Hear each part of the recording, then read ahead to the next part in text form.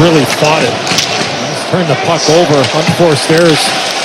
It's 2 or 3 times so far in this game. Now Draisaitl for McDavid, poked off his stick. Oh, what a play there by Bobrovsky. Recognized that McDavid was trying to get around Reinhart and simply surprised him. Barkov, long shot, knocked aside by Skinner. Barkov for Tkachuk. That plan comes in. Now Barkov, Henry beat him to the puck. Here's Tkachuk. Back out to the point. Got from the top of the circle, blocked and deflects. Out of play, Reinhart with the game's first goal. At the other end, McDavid had it poked away as Bruce referenced by the goal stick of Bobrovsky.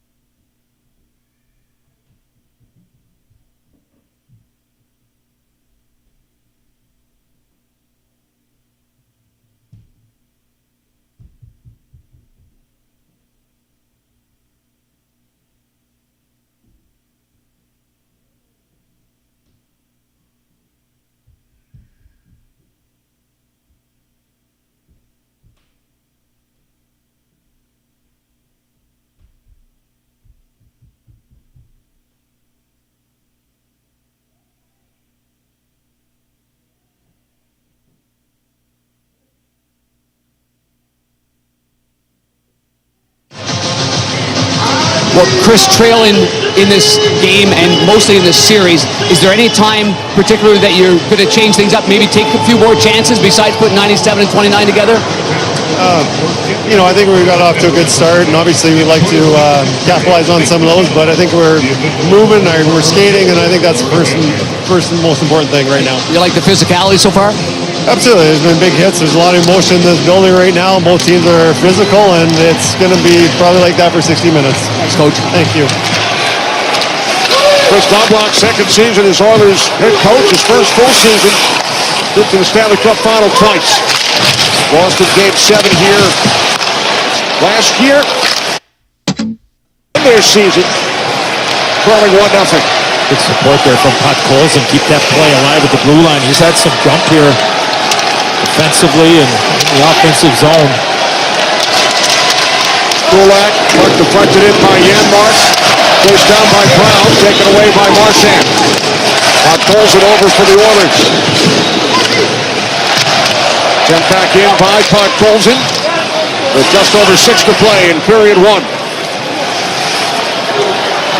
Shots are 8-5 Edmonton. Sam Reinhart has the game's only goal, unassisted, on the first Florida shot. Costa in it, unable to get the puck ahead. Here's Nugent Hopkins for the Oilers across the Kapanen. With the block. Wallman for Kasperi Kapanen. Back out for a shot by Nugent Hopkins. Turned aside by Bobrovsky. Now Lundell steps in front of Kane, and it's helped out by Marchand. That's about the 3rd or 4th time that Bobrovsky, at least from up top, doesn't look too sure where the puck is when it hits him. And then that last one, there was a screen by Schmidt right up high. I think he was late picking that one up early on. Yeah, there was a couple of ones that kind of bobbled through his pads. We think at some point he would settle into it, though. Corey Perry backs it up. Beats Draisaitl out to the point, Bouchard. Now Ekholm back around to McDavid. Now get at the line by Ekholm. Draisaitl tackling it out for Hagee. Comes away with the puck, shoots in. McDavid, Draisaitl out together once again. Florida's got to do a better job on their shoot-ins. They did a much better job in Game 5. Saved by Skinner on Bennett, and then Kachuk had his attempt blocked. Bouchard with the puck, bumped by Kachuk. He takes it away. Out in front, and then across to Verhaeghe off the skate of Ekholm. Bennett, that light was great for him to shoot the puck, and he was just too unselfish there. Got by Barry, and Bobrovsky fights that one off. Got Skinner for Edmonton. Out to Kulak. Well, across it comes. Skinner fires wide. The truck on it for Florida. Puck up into the Florida bench. 4:07 to go. First period. Bennett with a great chance. 1-0 Panthers.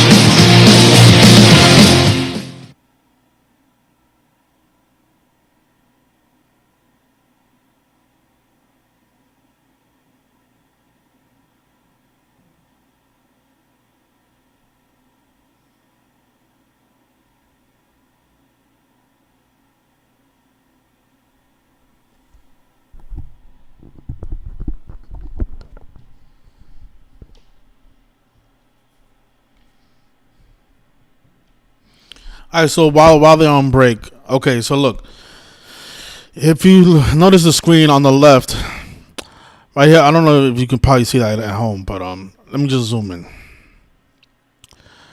Okay, so that's what you're looking at in the gray. That's Paul Maurice's postseason record, in gold, in highlighted in yellow here. He has 85 wins and 74 losses in the postseason for his career. Paul Maurice is the head coach of the Florida Panthers.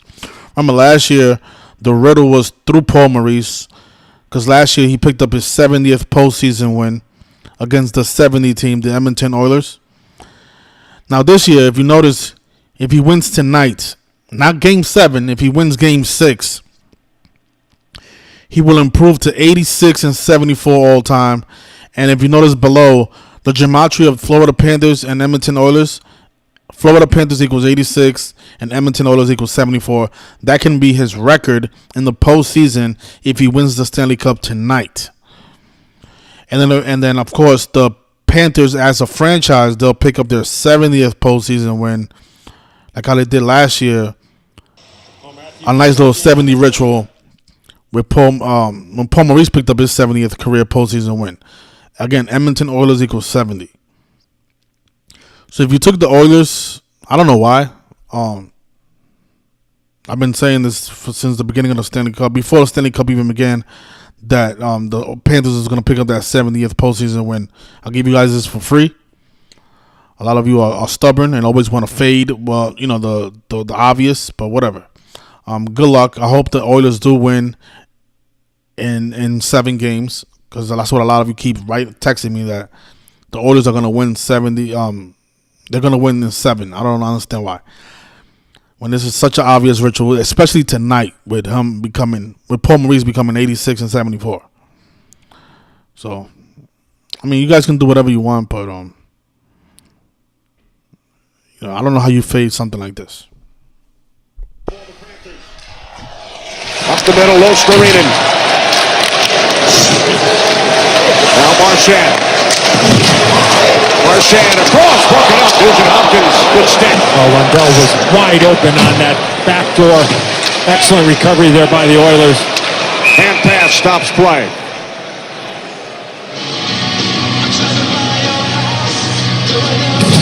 Good job by Lundell here to get this puck in deep. Allows Marchand to get there. Good little move here to escape a check, and if not for the stick of Nugent Hopkins, perhaps a backdoor opportunity for Lundell. And the teaching point there is, and Gretz talked about it back in Edmonton, of making sure that your stick is on the ice, whether you got 2 hands on it or 1. You just never know. If it's around your waist, you got no chance. Here comes Greer, in with a backhand shot, and a second save by Skinner. Across it comes for a drive by Kulikov, missed the net. The Good stick there. Kulikov kept it away from Janmark. Couple of big saves there by Skinner. I think the second one was by Gadjevich. His fourth line for the Panthers has had a couple of really good offensive shifts. After the first shift they had in the game where they were hemmed in, they've been real positive here in their last 3 shifts. His puck pulls it around for Brown. Up the boards, no Oiler in the vicinity. And the Panthers clear the puck down ice. They've iced it with 2:21 on the clock here in the first. Pretty simple formula for this fourth line. Hard work, pressure, there's the save, and then the second one, oh, it was Greer. Greer actually got 2. I thought it was Gadjevich, but he snuck his stick in there. Tried to say that 3 times fast. And Skinner makes a couple of really nice stops there. Surf, sand, and sun, Boosh. Had a lot of that. Yes, we have. Especially the sun the last couple of days here in South Florida. It was an 87-degree day today. Felt a little warmer than that. Now Reinhart. Past Stick, who wears 88. Bouncing puck in the neutral zone, and Nurse is over for Edmonton. Now Barkov and Evander Kane. Under 2 to play in the period. Verhaeghe. Cross-ice pass. Shot blocked by Kulak. Good close-off play there by Kulak. Reinhart couldn't get it through. Evander Kane pressured by Seth Jones. Barkov. Back out to the right point. Flipped in deep. Inkler with his long reach keeps it in at the line. Now Marchand. Verhaeghe. Back out to the point. Seth Jones. Pass across. Marchand couldn't get the stick down. Tired guys out here for Edmonton right now. Marchand dropping it back. Here comes Lundell with a shot. Marchand keeps it alive. Now Draisaitl around Ekblad. Draisaitl clears the zone. Look to get it through to McDavid. Bouchard blocked off at the line. Excellent stick there by Lundell. Here's Lostarinen. Lostarinen back out. Jump back and jump.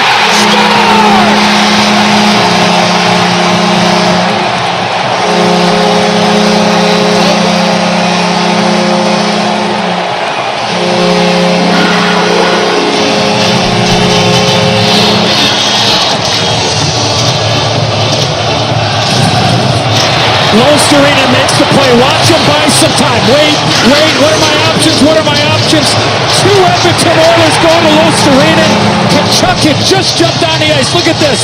Wallman's there. He's fine. But watch Kane. He drifts. Or excuse me, that's McDavid. He drifts, and then Kachuk finds the open area. To me, it was a 2-on-3, Edzo. I'm not sure why Wallman backed up so much and gave time and space for Lostarinen to make the play. I mean, Edmonton had numbers. Just kill the play early, didn't. Traffic in front. Huge goal at the end of the period. Well, here he is. And then now watch. He goes, and then eventually he goes, and look at all the open ice in the middle. Good screen in front by Lundell, but the patience by Lostarinen. He looked like he was going to give it to Forsling. He looked like he was going to give it to Lundell, but he waited. He took a beat, and then here comes Matthew Kachuk right off the bench, so he was fresh. And it goes posting in. But what a play, what a read, and a breakdown defensively for the Oilers. If one guy goes and stays in the middle, maybe the quality of the chance doesn't develop. But 2-on-1, open space, Florida makes them pay. And that's a back-breaking goal, too. Inside the last minute, the Oilers seem to kind of be settling in. Their goaltender made some saves, but make no mistake, that is a huge goal to give up in the last minute of the period. And think about that sequence, Bush. The fourth line really kind of started everything. And eventually Kachuk puts it into the back of the net. The first period domination by the Florida Panthers continues here in Game 6. They have outscored Edmonton 13-4 in the first in the series, 9-0 over the last 4 games. Reinhart And Kachuk with the Panthers goals. Okay, so the first period is over, 2-0. Not looking too good for Edmonton. They're going to pick up their 70th home loss. Oh, you guys. This is why you guys are not successful at Gematria, at sports betting. It's because you guys really don't know how to do this. And even though, we're not perfect over here. We're not. But there's certain things that you cannot fade. And this is one of those rituals right here. Even if you don't take the Panthers to win tonight, the Panthers are not going to lose this series. This is what I was trying to tell you guys in the other live stream. The Panthers are going to pick up their 70th postseason win. Because that was a big number last year. They did the same thing last year. Look, right now they have 69 postseason wins and 62 losses. They're going to pick up their 70th against the 70 team.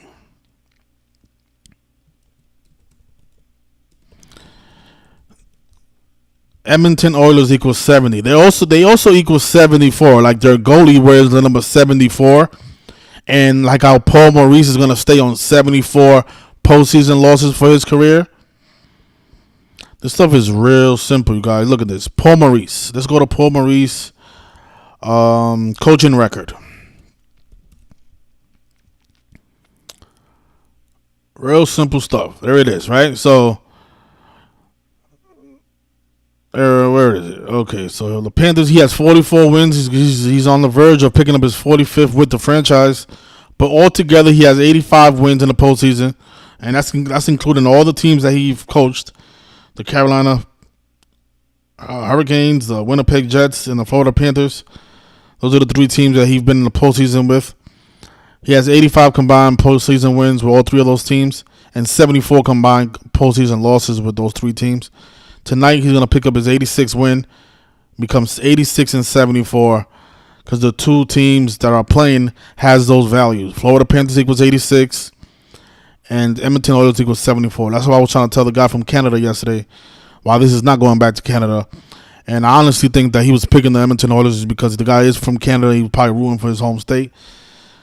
I don't know why he was favoring the home and away record over the overall record. I don't know in what world is that more relevant, the home and away over the overall record. This is always more important than the home and away record. All right, so I mean the game is not over. You guys still want to, have hope for your thing, for your Oilers, and good luck. I did another bet. I have another big bet on this game, on this series. But this I did a couple of days ago because I was like, look at this. I put a little $3,000, not a lot of money, on the Panthers to win the Stanley Cup and the Thunder to win the NBA championship. The Thunder that was such an obvious. It was so obvious they was gonna win, but.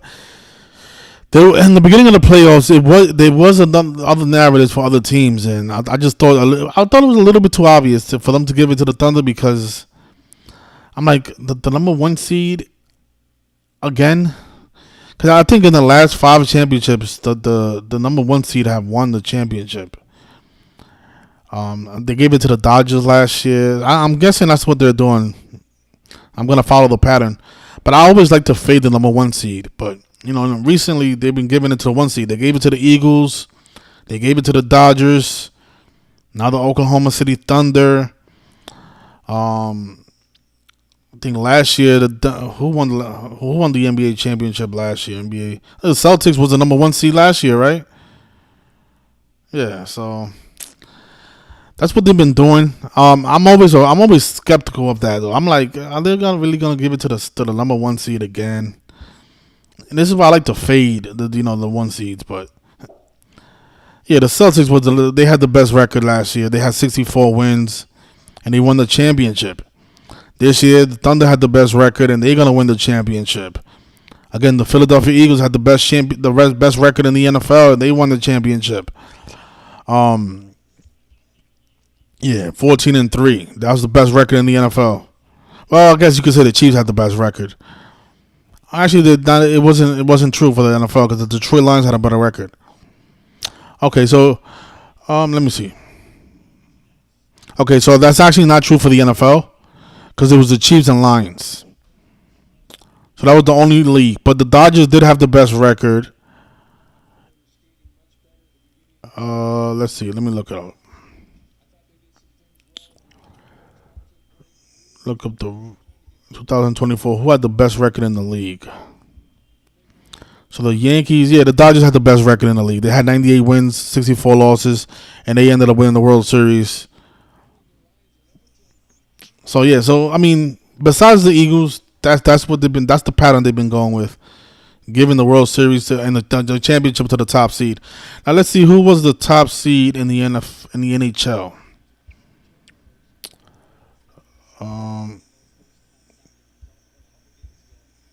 So the Winnipeg Jets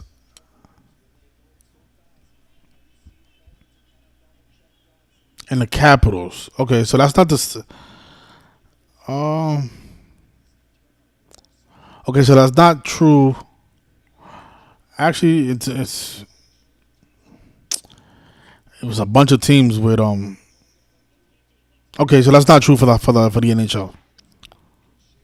Because it was the Capitals and the Winnipeg Jets that had the best record. Okay, but the Panthers' ritual was so obvious, though. Even though there wasn't a number one seed, their ritual was so obvious. Once they came into the Stanley Cup on 66 postseason wins, it was pretty obvious. But what I was saying about the Thunder is it was obvious they're gonna give it to the Thunder. But I was a little nervous in the beginning of the postseason because the Celtics had a nice narrative. So did the Denver Nuggets, and so did what was the other team from the West? Oh man, my memory.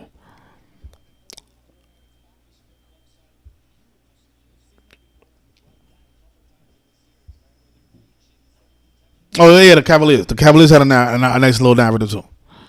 So it was between the Thunder, the Celtics, and the Cavaliers. Those were the three teams that I said, you know what, that might be where the championship goes to. But I said, you know what, I don't like the Thunder and I don't like the Cavaliers. I don't like the one seeds. So they're probably gonna go with something else. But they went with the Thunder, man. The team that the team that used to be the Seattle SuperSonics and won it in the year '79. And now they're about to win the 79th NBA season. But once I saw that this was all a tribute to Kobe Bryant, that's why I did this big bet. Because I'm like, they're going to give it to the Thunder. This is all about Kobe Bryant. Again, Kobe Bryant won his first championship on June 19th, 2000, in the year 2000 against the Indiana Pacers. The guy who was drafted by the Hornets, traded to LA. Just like SGA, who was drafted by the Hornets, traded on draft day to the Clippers, the other LA team. Like I've been saying, both of their careers, SGA and Kobe's, their careers been mirrored. Literally, their careers are identical. Even their playing style is very similar. But Kobe and the Lakers were the number one seed in the year 2000 when they played the Pacers and they won in 6 games in the finals. And in that year, again, Pacers won in 6 games versus the New York Knicks in the conference championship. Just like how this year, the Pacers beat the Knicks in 6 games. And again, on January 22nd of this year, SGA scored 54 points, a career high, on the anniversary of Kobe Bryant's 81-point game. Obviously, a tribute to Kobe Bean Bryant, whose name equals 54 and 81. 54 forwards, 81 reverse. SGA scored 54 points on January 22nd on the anniversary of Kobe Bryant scoring 81 points. And now he's about to win his first championship in 6 games against the Indiana Pacers, just like Kobe Bryant did. On the anniversary, that's the more mockery of it. You go to ChatGPT and ask, when did Kobe win his first NBA championship?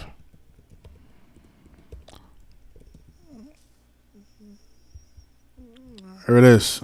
Kobe Bryant won his first NBA championship in the year 2000. He and the Los Angeles Lakers defeated the Indiana Pacers in the NBA Finals, winning the series 4-2. This was also the beginning of the Lakers three-peat, 2000, 2001, 2002. What date?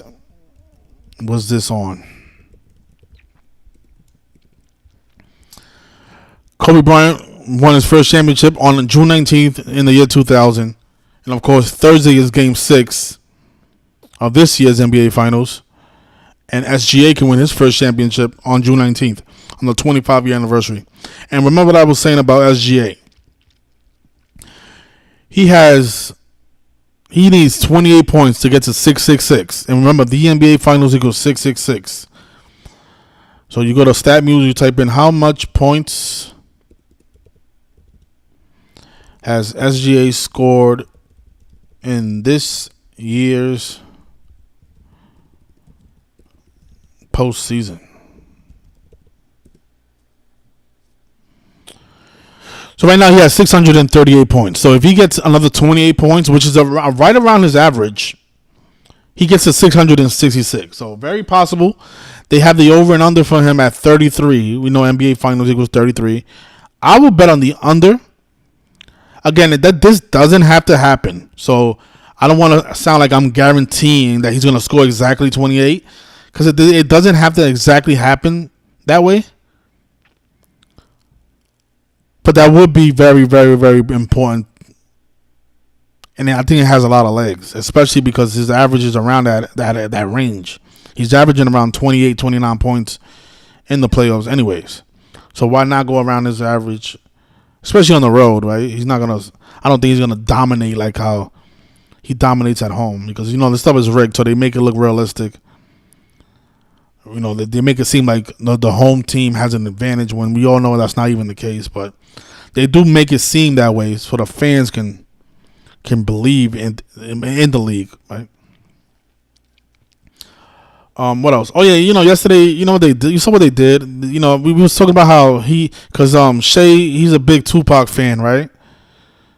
The biggest Tupac fan in the NBA. And of course, yesterday was Tupac Shakur's 54th birthday. And we was talking about how the name Tupac Shakur equals 40.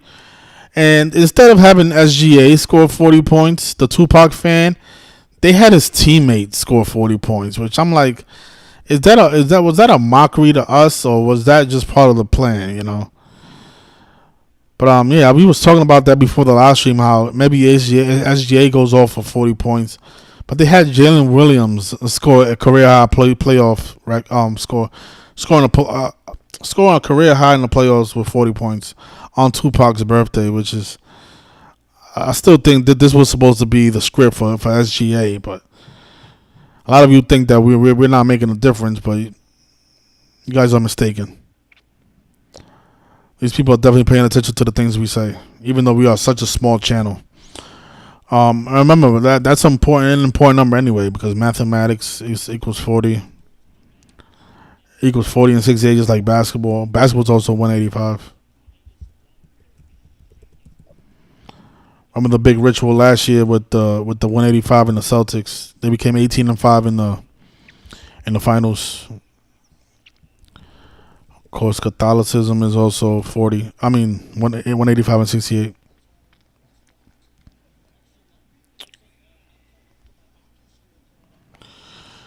So yeah, Oklahoma City should also close it out on Thursday on the anniversary of Kobe Bryant's championship game, first championship. But yeah, I don't know how you guys don't. I mean, you guys, if you're not on the Patreon, I get it, because you guys are too cheap. You can't pay $10 to get these notes that can make you thousands of dollars. I'm gonna make $1,500 in my sleep. Just I'm gonna wake up on Thursday with $1,500. A lot of you have to work your ass off with $1,500. But this is what I've learned about life. If you work with your mind, you don't have to work with your hands. I hope that don't go over your head. All right, so yeah, I don't know why a lot of you don't support my Patreon, right? Who else is doing work like this? Who else comes on here? Who else is this generous? Who else comes on here, gives you guys stuff for free? Yeah, I get it. We don't get everything right. I mean, how can you get everything right? How can we predict everything about what they're gonna do? Like how can we know in the beginning of the playoffs that Jim Irsay is gonna pass away at the age of 65? How can we possibly know that? You know what I'm saying? So a lot of you always like want to be hard on us, like, oh, you said Celtics. Yeah, I said Celtics because I did not know that Jim Irsay was going to pass away at the age of 65, and that he was going to put out a tweet right before his death. Well, right after his death. Well, he did it before his death, obviously, but I didn't know his last tweet was going to be congratulating the Pacers on a terrific season. If I would have saw that, I would have been like, okay, look, he's dead at 65. The Indianapolis Colts owner, and the finals is on 6-5. Then yeah, I probably would have looked at the Pacers narrative. But in the beginning of the playoffs, we can't know who they're gonna sacrifice. You know what I'm saying? Just like our last year in the World Series, how the hell we was gonna know that Fernando Valenzuela was gonna die, and Rudy May? Like, how the hell we was gonna know that? So a lot of you like, oh, you had the Mets. Yeah, that's because I didn't know Fernando Valenzuela was going to pass away right before the World Series. If I would have knew that, I would have said, okay, look, Fernando Valenzuela, he played his last World Series against the Yankees. You see, they're never going to give us this type of clue that early in the playoffs or even during the season, because they know there's a community of people figuring this stuff out and decoding it. This was the big piece of last year's World Series. If they would have gave us this, that's why a lot of us are not millionaires, because we don't have all the clues in beforehand. But once they gave us this clue, we wasn't making any more mistakes. Now, was we, right? After we saw, okay, what they did with Fernando and Rudy May, it became real clear. And then after game 1, when they paid tribute to Vince Scully, wasn't it obvious who was going to win the World Series and what day they was going to do it? It was obvious. Because the Vince Scully death was a big 117 ritual. He died 117 days into the MLB season. So we knew it was about 117 of Vince Scully. So all we had to do was determine what day it was going to end. And then we saw that Fernando's birthday was on Game 6. So we said, okay, are they going to play on Game 6? Or can they have the parade on Game 6? The parade on Game 6 makes more sense, because Game 5 is 117 days after Shohei Ohtani's birthday. And that's a big important number to the Major League Baseball and also to the Dodgers. And then we also noticed how it was 117 weeks after the death of Vince Scully. So that's why that day I went to Yankee Stadium and I was telling all the Dodger fans, hey, congratulations. I know you guys are Dodger fans, but the real reason the Dodgers are about to win is because of the death of Fernando. And yeah, your team is going to be celebrating the championship on his birthday, on the day he turns 64 years old. A faithful number, because the word kill equals 64. I was telling that to the fans. I like, at least you guys are on the you got the right jersey on, because there was a lot of Yankee fans out there thinking that it was gonna go 7 games. Yankees in 7. No, buddy. Yankees are not gonna win in 7. If you would shut the fuck up and listen. But that's the problem with people. They don't fucking listen. And that's a lot of people in this community. They don't fucking listen. I'm telling these people about 70 in the Panthers, and they're still talking about, no, man, Edmonton they're gonna win tonight. Listen, this is not for you. And there's still people that claim that they've been in this community for 10 years and claim that every player is not in on the rigging. Like, man, you guys are really fucking stupid people, man. Let's get back to the game. I'll talk more bullshit after the game is over.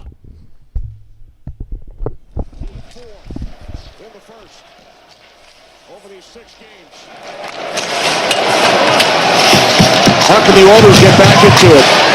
I think their defense, they got to clean up on the back end, but I think their defense need to get more involved in the offensive zone. Whether they touch the puck or not, do some high cycles, send some guys down, open up some space for your forwards, and just try to cause a little confusion for the Panthers in their own zone. Long shot by Kapanen, blocked aside by Bobrovsky, kept alive by Skinner for Kapanen, and now it's carried out of the zone by Reinhart. Here's Rodriguez. Works the puck around. Barkov and Klingberg. Now Reinhart picks it up.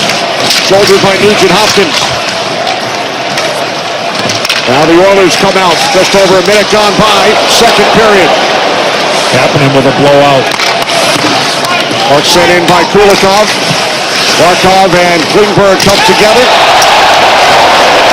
And now Kapanen will skate the puck ahead. Joined by Kane. Here's Wallman. Wallman moves the puck in deep. Schmidt back on it for Florida. Too far for Barkov. Kept alive by Perry, and now it's Kulikov once again. Sam Reinhart up the middle, out to the sticker for Hagee. Well, at least to start the second period of Florida Panthers not sitting back. I mean, being aggressive. Had a couple of decent shifts in the offensive zone. Now Ekholm with the outlet pass. Bouchard. Here's Corey Perry. Ekholm coming together with Ekblad. There's Bouchard, the defenseman down near the goal line. Here's Ekholm, the other D-man up top. Back around for Draisaitl. Bumped by Ekblad. Rostarinen comes over. Draisaitl keeps it alive. And now McDavid caught in deep. Unable to get it through to Perry. Boy, just the mishandle there by McDavid as Forsling went sliding down. He just forced them enough at a bad angle to try to get that puck back door, I believe, to Corey Perry. Watch this. McDavid forehand, he goes to the backhand, and he just breaks the momentum and changes the angle because if McDavid is clear here, look at Perry. He's all by himself. Look at Bobrovsky, Bush. He's getting ready for that poke check again there. At least it looked like it. Yeah, and you know, when your D-man slides out like that as a goalie, you can read it. You know that he's looking to pass, and you can push off that post. Now Perry towards the net. Forsling picks up the loose puck. Rostarinen and Draisaitl. Rostarinen got clipped up high. No call being made. Look like Draisaitl may have gotten him. Now it's Ekblad. Clears the puck out. Sent back up the boards by Ekholm. Here comes McDavid with Perry. McDavid across. Oh, Perry! Unable to get it past Bobrovsky. And now it's Rostarinen back into the Edmonton zone. His shot gets blocked by the stick of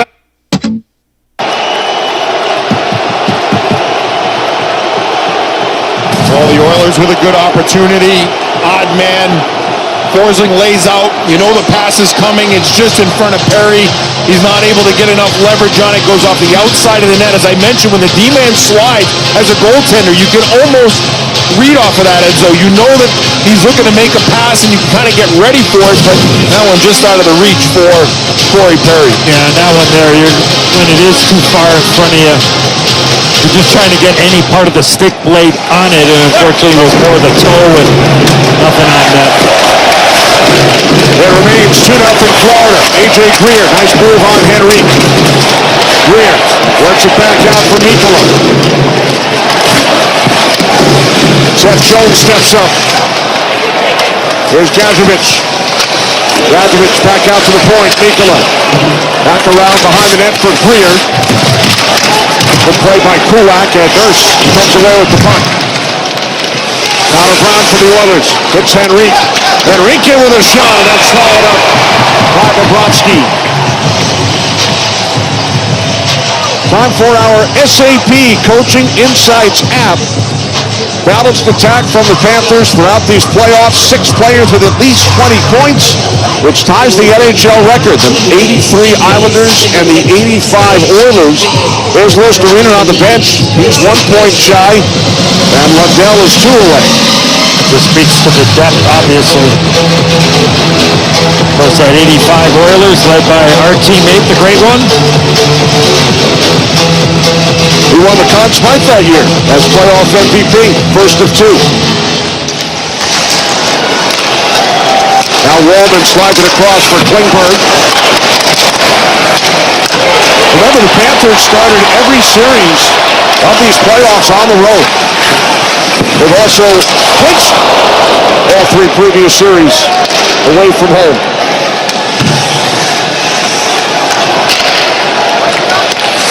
Rodriguez, outward pass, Sam Bennett. Bennett looks to put a move on, comes out from behind the net, and Alex Schmidt.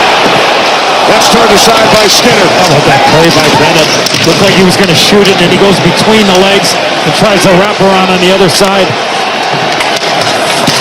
Bennett, 15 goals during the postseason. He has never scored more than 28 in any regular season throughout his career. Now Kapanen, knocked down by Bobrovsky. Seth Jones had it stripped by Kane. Now Jones with it once again. We heard Charles Barkley on the pregame asked about Seth Jones and his dad Popeye, who always did a tremendous job defensively on Charles. He's complimentary. Popeye won an NBA championship a couple of years back as an assistant coach with Denver. Here's Draisaitl, dropping it back for Ekholm. Now Bouchard. Jeff Skinner behind the net, held up by Barkov. Nikola comes away with the puck, knocked down by Draisaitl. Barkov picks it up for Florida. Skinner out there with McDavid and Draisaitl.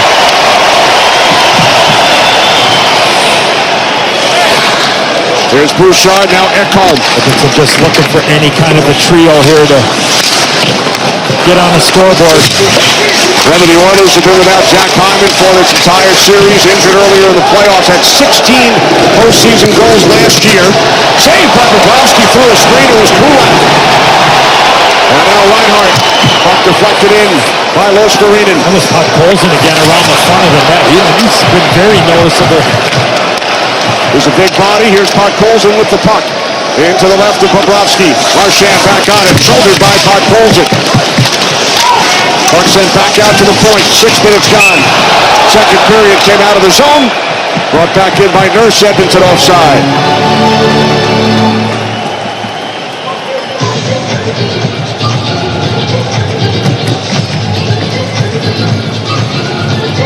Two-0 lead for the Florida Panthers. Here's that tip you mentioned, Eddie, by Podkolzin on the Kulak shot.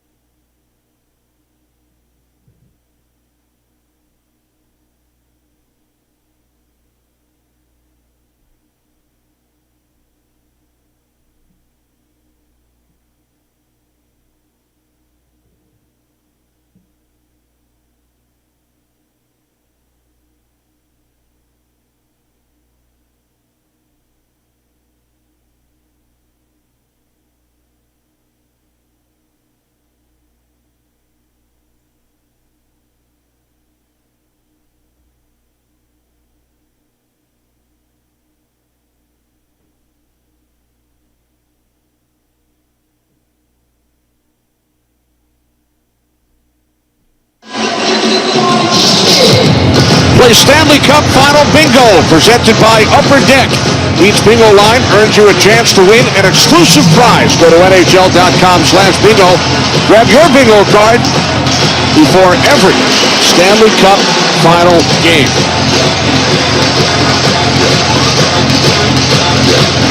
Two goals in the first period once again for the Florida Panthers. Oilers go offside. Panthers have scored at least two in every first period of this series. How about Paul Maurice? He was asked earlier today, what did it feel like to wake up knowing you can win the Stanley Cup today? He said, well, I did that 4 times last year. As Florida took a 3-0 lead in the 2024 Stanley Cup Final and then lost the next 3 games. The hardest trophy to win. Here's Jeff Skinner, defended by Schmidt. Skinner, first time in the Stanley Cup playoffs in his 15-year career. Rodriguez intercepts, knocked down by Frederick. Kept in the zone momentarily by Nurse, and now lifted out by Tkachuk. Swatted out by Nurse, and now played by Bennett. Gets the puck around to a waiting Rodriguez. He's played from behind. Good hit, Frederick. There's Kulak. Look at the odds from DraftKings Sportsbook. Nikola for the Panthers. 7 minutes in, middle period. Now Verhaeghe, good stick by Corey Perry, kept it away from Reinhardt. Barkov behind the net. Barkov, watched by Kulak. Picked off by Draisaitl, but kept alive by Florida. Back out it comes for Barkov. Forsling with a drive, and that's snatched out of the air by Skinner. Forsling just jumped on the ice. The Panthers were in the middle of a change, and Barkov dancing in the corner, works the puck back to the point. Good stop here by Skinner. I'm not sure if Reinhardt screens Skinner or not. Oh, yes, he does. Yeah. Oh, from our AT&T connected cam booth. Got a pretty good look from your vantage. What a great look. You can see that he saw it initially, then the drive-by screen, and tremendous focus there by Skinner to snag that one. The puck was a little bit far in front of Forsling there. I don't know if the puck would have missed the net or not. I think he was surprised that the puck came right to him when he jumped on the ice, but Barkov made a nice play there.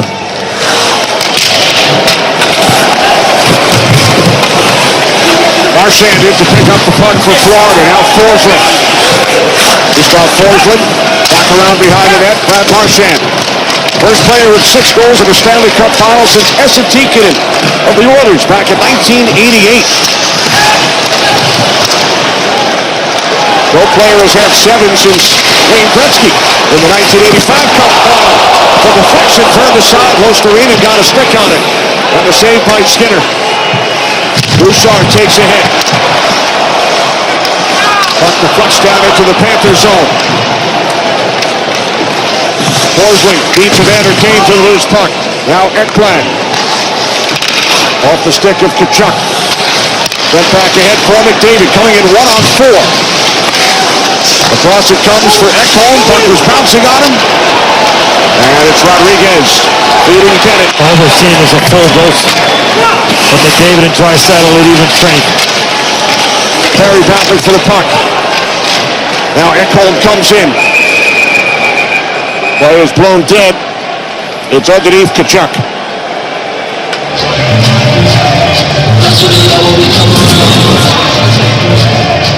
Good chance for the Panthers off the rush. And a good save by Skinner. I like how deep he is there, recognizing that Luostarinen is going to that back post. So when you feel that pressure, don't get overly aggressive. Stay back. A good read there by Skinner and a good save. Luostarinen in 3 series clinchers for these playoffs has 7 points. Panthers have eliminated Tampa Bay, Toronto, and Carolina. Win tonight, and they will come away with their 2nd consecutive Stanley Cup. If not, Game 7 in Edmonton on Friday. They went 7 last year. The last time the same teams have got to a Game 7 of the Cup Final in back-to-back years, Detroit and Montreal, 1954 and 55. Now Kulak across. David Draisaitl back out. Losterinen and McDavid come together, and now the Oilers must reset. Kulak fires it on goal. And now it's Seth Jones. Puck cleared out by Lundell. Holmberg for Edmonton. Nugent Hopkins. Trent Frederick. Nugent Hopkins with it. Oh! Bobrovsky able to make the stop on Jeff Skinner.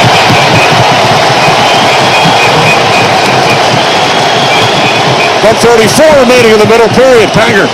Well, Kenny, I would say that the opportunity for the Edmonton Oilers would have been early in this game, trying to get the lead. They had some chances. You guys talked about how many times the puck was loose on Bobrovsky, kind of fighting it off. I think I got some bad news about the Edmonton Oilers. He's coming on strong, better in the 2nd period, and he just makes a real good save right here on the little quick shot by Skinner on the short side.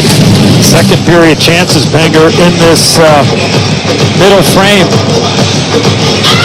Edmonton has 5. Florida has 1. Oilers playing with desperation. Walden fires to the far corner. Evander Kane with it. Down low, Jeff Skinner. Caught up by Rodriguez. Kulikov knocks the puck ahead. Fired out by Tkachuk. Into the Edmonton zone, it's Bennett. Dan Bennett with a shot. Spinner looking for it. He covers. I think Schmidt might have knocked this puck out of midair after it got deflected off the shot from Sam Bennett. Schmidt drives the lane. Bennett gets it. He goes to the net.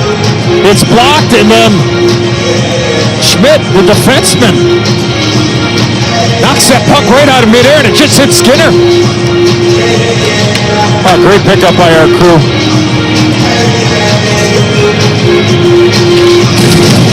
Nate Schmidt, not a member of the Panthers when they won the Stanley Cup last season, has 5 points in this series.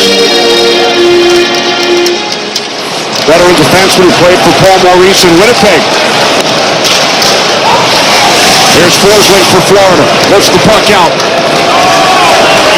They hit the midway point. Second period in Sunrise, Florida. 2-0 Panthers. Gadjevich took it away from Janmark. Now Forsling. Everybody looking for the puck. Comes down to the corner. And now around to the near side. Oilers clear it down. No icing. Kulikov back on it. Countered by Janmark. Gadjevich over to help. Nurse back to retrieve. Shots are 17-15 Oilers. Panthers lead 2-0. No icing on the deflection. Smith back on it for Florida. Colson comes in. Now it's Ekholm. Bouchard with a shot, missed the net. Ekholm steps up. Puck sent around by Colson. Draisaitl just off the bench. Out to the point. Bouchard, traffic in front. And it's covered by Bobrovsky, and then Colson shoved out of the way by Kulikov. I'd get Colson out here with these two guys, McDavid and Draisaitl. Give him a chance because he seems like he's got some jump and creating a little bit of offense. The Stanley Cup Final on TNT Sports. Presented by Geico. Hey, Cuts, I have a question for you, Cuts One. I see you like to come around and talk bullshit. I know you work at the gas station, right? I want you to be honest, and I don't mean no disrespect when I say this, but how long does it take you working at the gas station?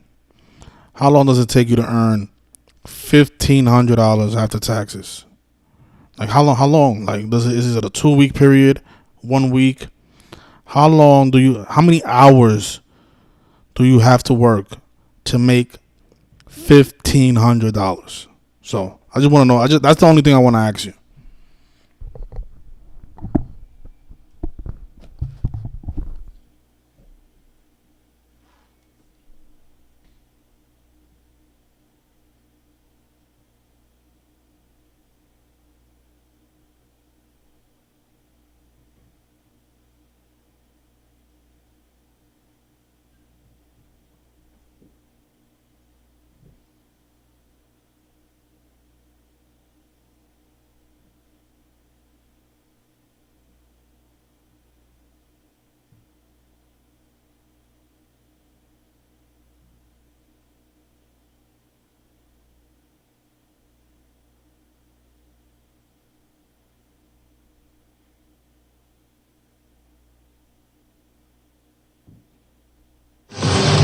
Paul, you said yourself there's no team more dangerous when trailing than the Oilers. You've got the lead. As they start to take more risks, what details of your game become more amplified and important? Well, we just can't add time to that risk, so we can't let players hang on to it too long because the motion off the puck is where the danger is. How'd you like that pass from Lusty?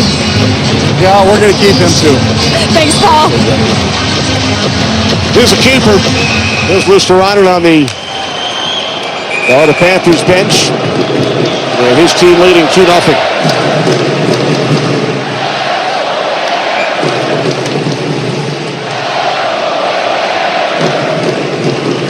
Panthers won the Stanley Cup on home ice last year. Beating Edmonton 2-1, 359 days ago. They hope to do it again here tonight.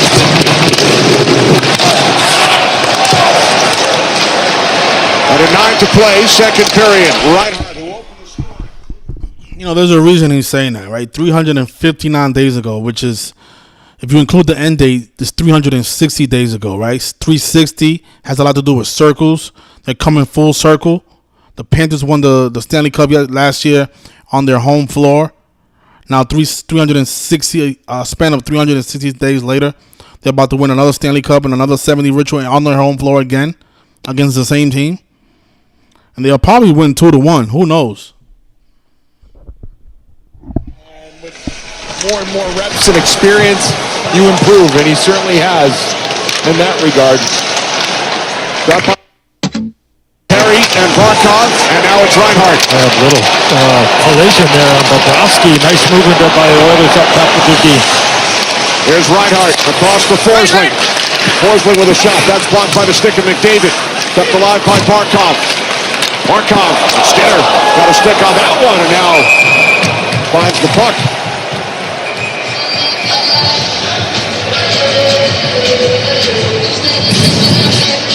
A good period here for the Edmonton Oilers. You see the battle in front. Perry with a little collision and glove, and he's in the blue paint. He's battling, and shot ends up coming from the point. Doesn't come near the net, but you like the idea there by the Oilers. There are the former teammates in Philadelphia. What are you looking at, Bush? Well, I don't know what I was looking at today. Good question. I saw that look earlier in the series. And you've told the story several times on the air, Bruce, but for viewers who have not heard it, your first impression when you took the ice with Bobrovsky that initial time. I knew that I needed to find a new career, that's for sure. 5 minutes I was on the ice with him in August, and I'd never seen anybody move the way he had moved up to that point, and I knew quickly that I should be making some phone calls to see if I could get into TV. You kicked Charles Barkley out of his spot. What's going on with that? Yeah, Biz was talking about me finding a new job here as well. It's a common theme. Busy's awfully lippy, huh? He is. He should worry about busy bets. That's what he should worry about. Wonder how he's doing with those tonight. Shot by Nicola was blocked. Frederick with the block there. Here's Evan Rodriguez for the Panthers. And the save made by Skinner. He doesn't know where it is. It's in Wallman's pants. It was inside Wallman's pants. And I'll tell you, Wallman's lucky that that puck did not ricochet off of him and into the net. Skinner had no idea where it was. Watch as this shot goes to the net. Let's see. So it never got through to Skinner. No, but it could have easily gone off the pants and into the net. Wallman and Skinner awfully fortunate. Yeah, Skinner doesn't know where it is, and Wallman does. It catches him right between the legs, and he's got his legs frozen there, and you don't hear a whistle. You just keep playing. That's what the Florida Panthers did, and obviously the Oilers take an exception. Now Kachuk for Bennett. Shot was blocked. It's that face-off play there by the Panthers. Puck cut off behind the net by Kulak. Kulak past Nugent Hopkins, kept away from Kane, carried back across by Bennett. And Bennett's pass intended for Kachuk. Good stick there, Nugent Hopkins. But Bennett was going to give it to Rodriguez, going harder than that. Smith's shot did not get through. Nurse and Rodriguez. Bennett picks up the puck. Works it back out onto the stick of Smith. And now Kachuk scored the second Florida goal. Nurse moves it up the boards. Back behind the net, Kulak and Bennett. And now Nurse. Kane bottled up by Ekblad. Now moves the puck along. Reinhart on it for Florida. Just over 6 to play. Second period. Panthers with a 2-0 lead. Good hit, Kane on Ekblad. Now Kulikov back to play the puck. Lifts it out of the zone. Bouchard over for the Oilers. 2 first period goals, Reinhart and Kachuk. That is where we stand. Here comes McDavid. Only 1 goal in the series for Connor McDavid. He and Barkov are pretty much canceled one another out as far as statistics. Puck into the right of Bobrovsky. Ekblad moves it ahead. Reinhart clears. Bouchard and close to read it. Bouchard had the step, so it's a Florida icing.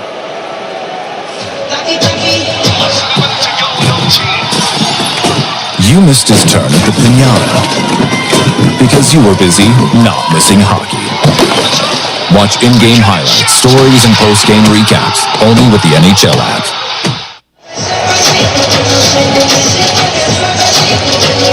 Oilers load up with McDavid and Draisaitl along with Corey Perry.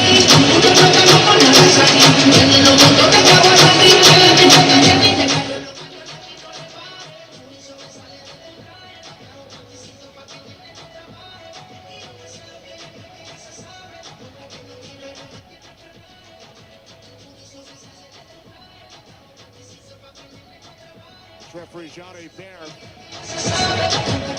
over at the penalty box area.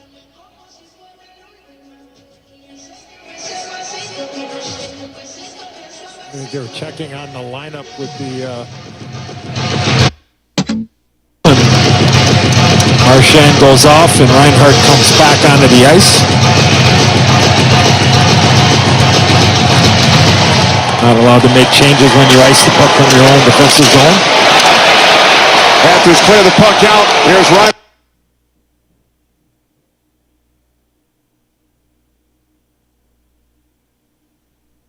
Carries in behind the goal. Puck along the wall. Ekholm can't get it out. Now it's Draisaitl. Draisaitl leaned down by Lundell. Excellent defensive play. Now Lundell chasing in the offensive zone with Ekholm. Draisaitl bumped by Marchand. Bouchard with it for Edmonton. Pass was too far for Ekholm. Sent back along by Seth Jones. Under 5 to play, middle period. Oh, what a shift between Marchand and Draisaitl. They had a couple of one-on-one battles. Draisaitl heading off to the Edmonton bench. Nikola hit by Jeff Skinner. Puck comes out to Woolman. His shot was blocked. Sent through the crease by Yamor. Puck down behind the net. Rodriguez, Jeff Skinner. Seth Jones comes in. And now Tkachuk softly flips the puck down. Great shot block there by Tkachuk. Wellman looked like he had something going, and Tkachuk was able to get in that shooting lane. Here's Wallman, moves it back down. Glove by Bobrovsky.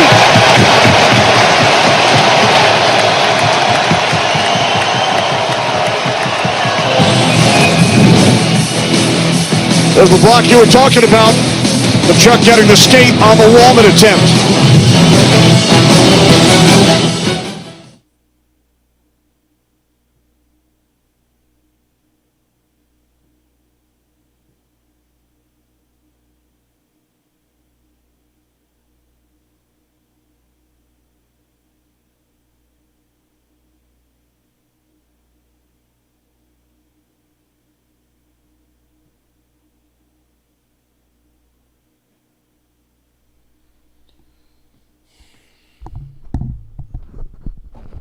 All right, so they're on. I think there's a timeout. So game is almost over. About a period and 4 minutes left. So about 20-something minutes of game time. It looks like Cuts couldn't answer my question. All right, all you trolls, man, you have nothing intelligent to say except stupid comments that makes no sense. You realize that a lot of you who are against gambling, you realize that life is a gamble. You do realize that, right? Every time you go outside, you're gambling with your life. Every time you go to work, you're gambling. Life is a gamble. Nothing wrong with gambling. Especially when you know the code that they're rigging the games by. And you can take advantage of this stuff. Like I said, I'm gonna make $1,500 and I didn't have to go to work for it. It takes a lot of you a long time to make $1,500.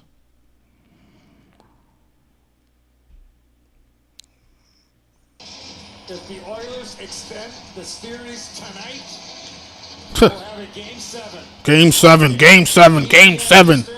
7 o'clock pregame right here on. Yeah, don't buy your tickets for Game 7. Game 7 will not happen. Panthers with a 3-2 lead. And a 2-0 advantage here tonight. Under 4 to play, second period. Rodriguez for Kachuk. Here's Seth Jones into the Edmonton zone. Kulak beats the puck ahead. Comes to Rodriguez, looking for Kachuk.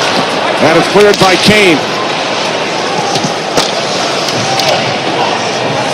Both teams make changes. Shots are 19-16 Oilers. But Edmonton unable to beat Bobrovsky tonight. Kulak leading on Reinhart. Puck play by Kulikov. Kulak had some trouble, pressured by Verhaeghe. And now Jeff Skinner unable to get the puck out. Good work by Florida. Now Barkov shoveling it around behind for Reinhart. Out in front, Barkov! And Henrique made the great defensive play on him. Now Barkov with it again. Panthers captain Verhaeghe out to the point, and now it's Kulikov. Now Barkov with it. Defended by Henrique. Carter Verhaeghe turns, shoots, knocked down by Skinner. Puck is loose. Sent towards the net by Barkov. Reinhart. Game 7. Game 7.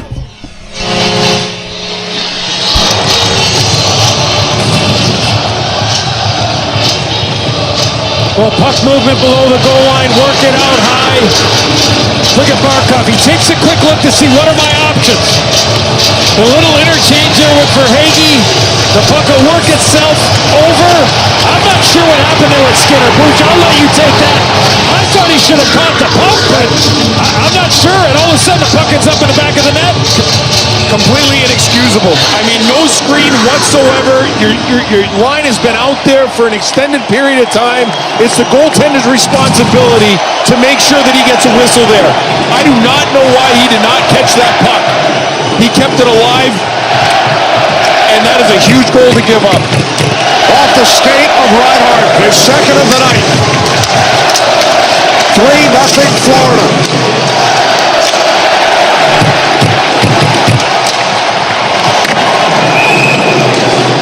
Oilers offside.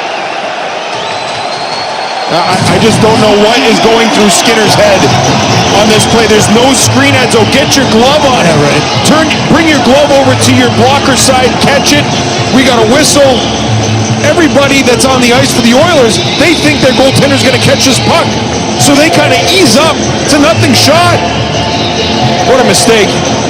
Bruce, can I just ask you about the technical part of that, of how he was standing when Verhaeghe is walking up the wall there, or am I reading too much into it? It almost seemed like, to me, it was like anticipating that the puck was going to go somewhere else and not at the net. It's okay for him to be standing there because it's from far away, but I mean, it's a muffin of a wrister to the net. Inexcusable. I mean, I wish I could come up with an excuse as to why he didn't catch it. Lost focus, I guess. Now here's Janmark. Puck gloved by Bobrovsky.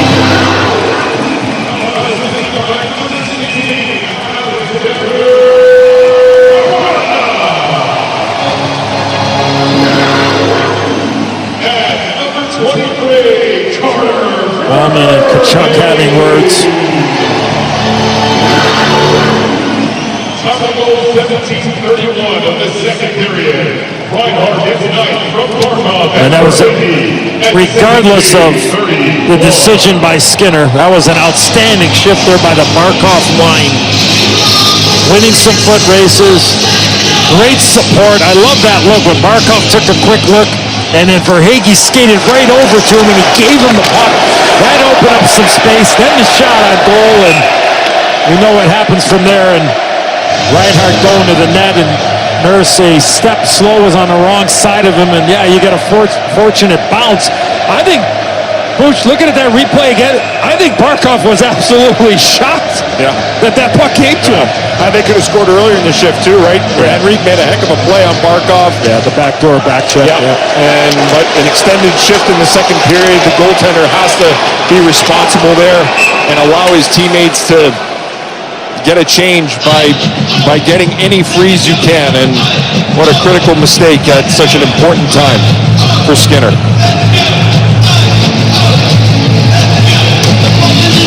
Second of the game for Reinhardt, for Barkov and for Hagee. 17:31 of the middle period. Got Kane out here with Draisaitl and McDavid.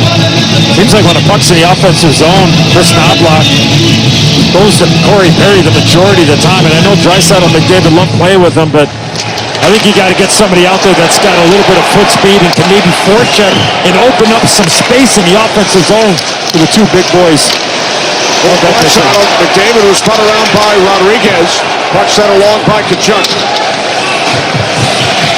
Well, we're finally getting a game that we haven't seen in this series, which is a 5-on-5 game. No power plays so far. And if you're Florida, if you can stay out of the box, I think you can squeeze this Edmonton team out of life. They live on the power play. They've had none of it so far. And if they do get power plays, that's the only way they're getting back in this thing. Brought by Bouchard, blocked. Final minute of the period. Barkov good positioning on Kane. But David comes in with Ekblad. Reinhardt jumps on the loose puck. Reinhardt into the right of Skinner. For Hagee. Out in front for Reinhardt. Reinhardt with a pair.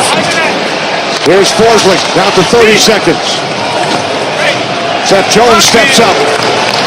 Back around past Barkov. Played by Bouchard.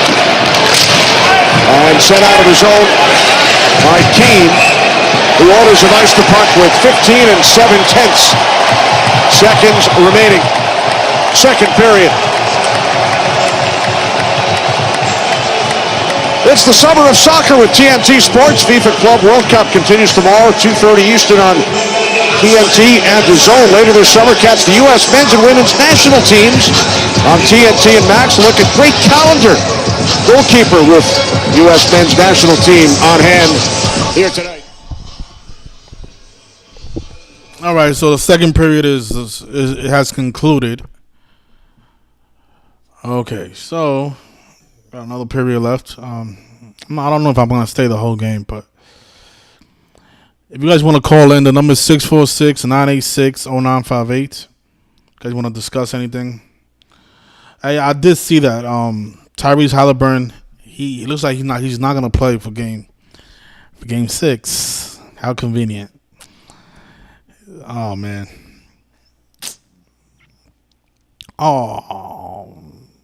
Oh, that's too bad for Indiana. They're not gonna have their best player on the court. Oh.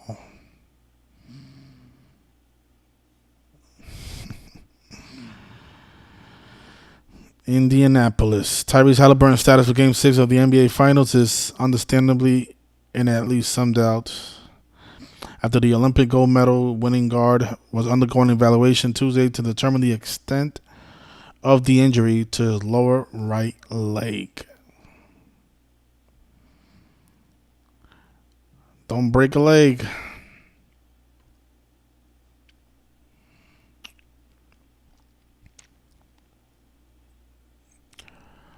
So, what are the Pacers' record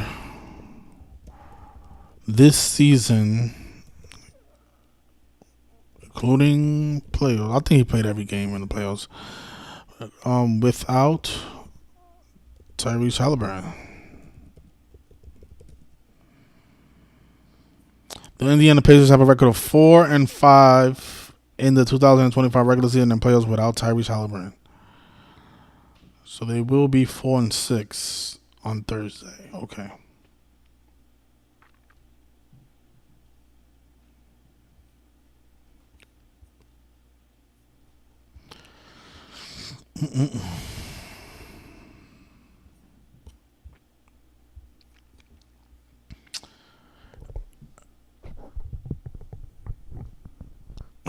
Phoenix is over. It's been over, man. You want to talk? I mean, yeah, call in. The number 646-986-0958.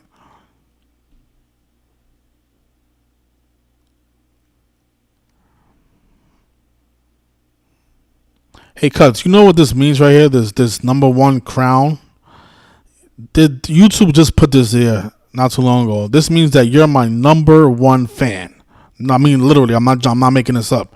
That's what that means.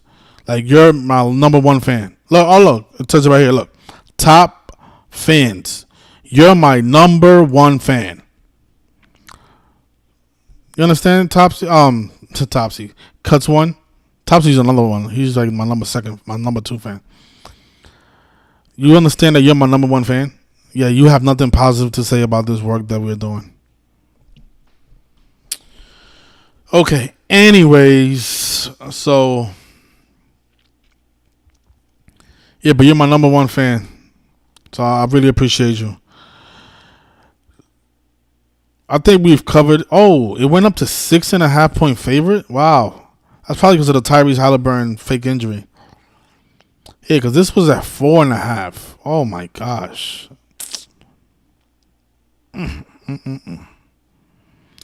So yeah, they're making it tough for us to money line the Thunder on Thursday.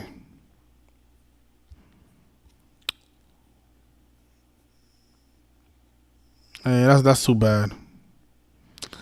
A negative 255. Yeah, that's too bad. Unless you want to bet that much money, bet $255 to make 100. I don't recommend that. I mean that is free money because they are going to win on Thursday. But that's not fun to make just $100. But you know it's free money to be, if you ask me. I think I'm gonna end it there. I don't think Edmonton will not come back. They're gonna lose. There's nothing really else I need to cover. These games are really boring to me. I want to do some other things before the day is over. But I appreciate everybody in the Patreon thing. Congratulations if you took my advice today to take. Actually, I'm gonna take some calls before we end it. What's going on, Dallas, Texas? Yo, what's up? It's Vinny. Oh, what's going on, Vinny? Not much. I've been looking at stuff for OKC, and I was telling you in your comments about the 665 people that helped. That's an amazing find. That was a good one. Yeah, and they I added something else. I don't know if you saw it, but I was they formed it in 1979. That was the year that the Sonics won it. And then what formed in 1979? FEMA. Wow. And then it's been 46 years, so that's that Thursday, that 46. Oh yeah, and then Thursday equals 46, and they can fall. The Pacers can fall to 4-6 without Tyrese Halliburton for the season. If he doesn't play. Yeah, that's a good one. And then I think I hit you up on the Instagram about the 35 weeks from the coach's birthday, from his next birthday. So that 35 for the OKC coach. They killed 19 children. Like Chaos is 19. Look at that. Yeah. And then I remember somebody the other day. That was a good find. They could win it 194 days after Larry Bird's birthday or before his birthday. Yeah. And then that was the day that the bombing happened. Yeah, that was a good one. So, and also, did you see the post that I made on somebody found this? So whenever a series is tied 2-2 in the NBA Finals, the team that wins Game 5, they have a record of 23-9 and 23-8, so they can become 24-8 on Kobe's anniversary of winning his first championship. Dang, so even if they don't win this game, it's guaranteed Game 7. Yeah, but they're gonna win. They're gonna win on Thursday. I mean, no, I think so too. But I'm just saying if they were to lose, because think about how important Juneteenth is to Oklahoma. Think about the Black Walmart and the Black Wall Street and other stuff. That's what I wanted to look into that. I'm gonna look into that too. I forgot that y'all mentioned that yesterday in the stream. Yeah, so you said FEMA was established in 1979. Yeah, 1979. So that's what it says. Let me see. Yeah, you're right. On April 1st, on April Fool's Day. That's funny.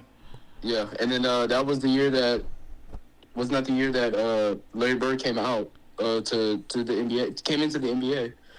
Oh man, and you know what? This has to. This is synced up with Jimmy Carter, who passed away because he was the one that signed it. Yeah. Yeah, he died on So December that's 29th, 2024. Let's measure from his birthday to How old was June he when he died, 19th. you know? Let me see. Yeah, he died. Wasn't he 101? Oh no, he died in his 101st year of life. Like Oklahoma City 101st Thunder year is of his life. 101. Yeah. Yeah, the 101st year of his life. Okay. So it is linked up with him. Okay. Okay, so it'll be 172 days after his death. That's a big number with the Jesuits. There's another 11. He was born October 1st. Okay, yeah, so it measures to his birthday, from his birthday to 261 days. Is that the 54th? No, that's not. I don't see nothing with that. Burial date, the 19th. He was buried on January 9th. Yeah, in 10-1, right? Oklahoma City's 101. Yeah. There we go. Okay. 43 years is the longest. Okay. Yeah. Okay. Yeah. So I'm gonna have to look into that too. Which age? Okay. Yeah, I'm gonna do some more digging on Jimmy Carter because this is definitely synced up with him because he was the one that signed FEMA into he made the executive order. Okay. All right. Yeah. All right. I just wanted to give you a heads up on that. I appreciate that, man. Thank you. No problem. Bye. Yeah, this is a great find right here. Yep. April 1st, 1979. Actually, that's measured from April 1st to the day that 46 years and 79 days. Look at that. So 46 years after that. Oh man.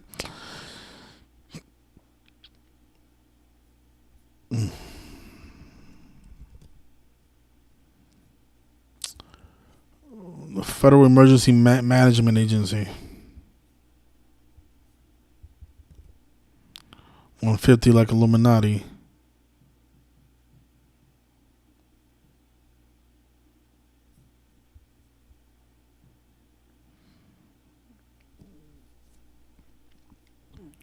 If anybody else wants to call in, the number is 646-986-0958. So let's see, from 79 days after the anniversary of FEMA.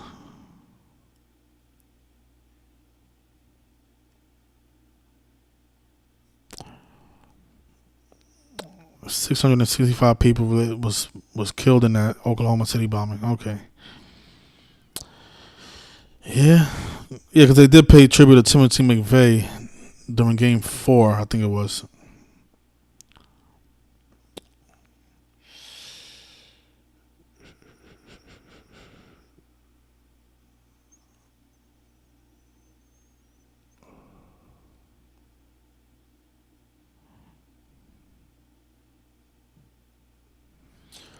So April 19th, 1995 was the day of the bombing.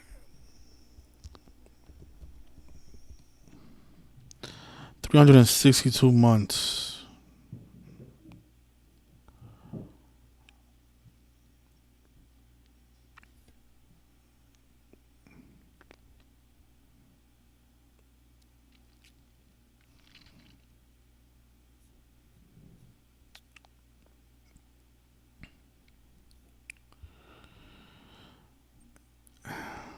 You know, after what I'll do is on Thursday, after the game is over, I'm gonna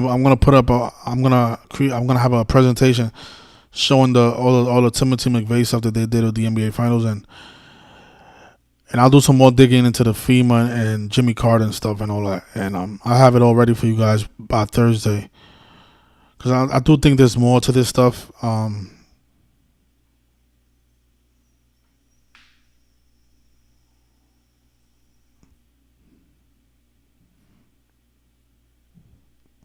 And we'll see if Shea does score 28 points on Thursday to get to 666 points in the playoffs. I know this guy's name is 177, but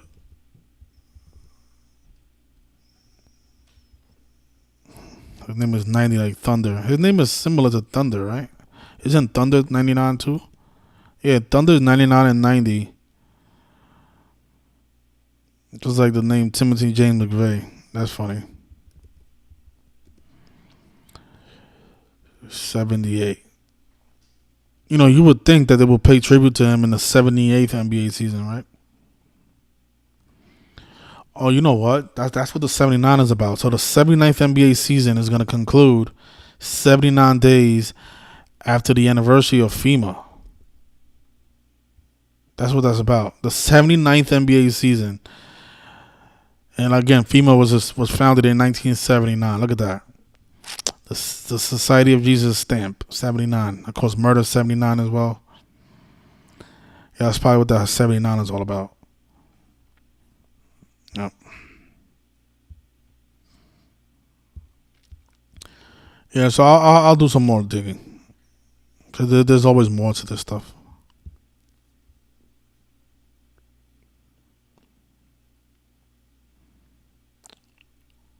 And $33 billion was their budget, huh? Alright.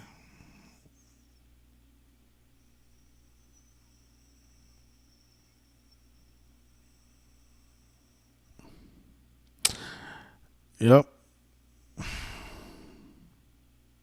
And Mark Holt. Yeah, she actually number 3. Vinny's number 2, man.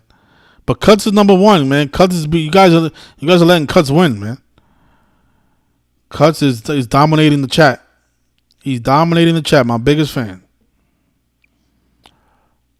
Yeah, Donald Trump just turned 79 years old as well.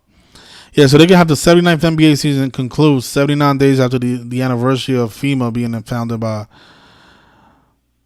the U.S. government, signed by Jimmy Carter, who passed away on December 29th. Speaking of 201. All right, but I'll leave it there. Good luck and congratulations to all the people who made some money on the Florida Panthers. Yeah, I hope you guys support the Patreon, man. That's where I put all this stuff at. A lot of you think that I'm. This is after the fact. No, this is not after the fact. There's a Patreon where we put all this information out before the game is played. Sometimes before the series even starts. Sometimes I do come on here and give it out for free. But I don't put it out on YouTube after the fact. This stuff is being foretold before the fact. Because you guys are on the wrong platform. You guys don't want to support the Patreon for some reason. You don't have to bet on sports either to support this channel. All right? But I appreciate everybody. Enjoy your rest of your Tuesday. And congratulations to the Florida Panthers on winning back-to-back Stanley Cups in the most rigged fashion in 2 70 rituals. We'll be back on Thursday to cover the ritual with the Oklahoma City Thunder. All right, you guys. Take care and good night. Peace.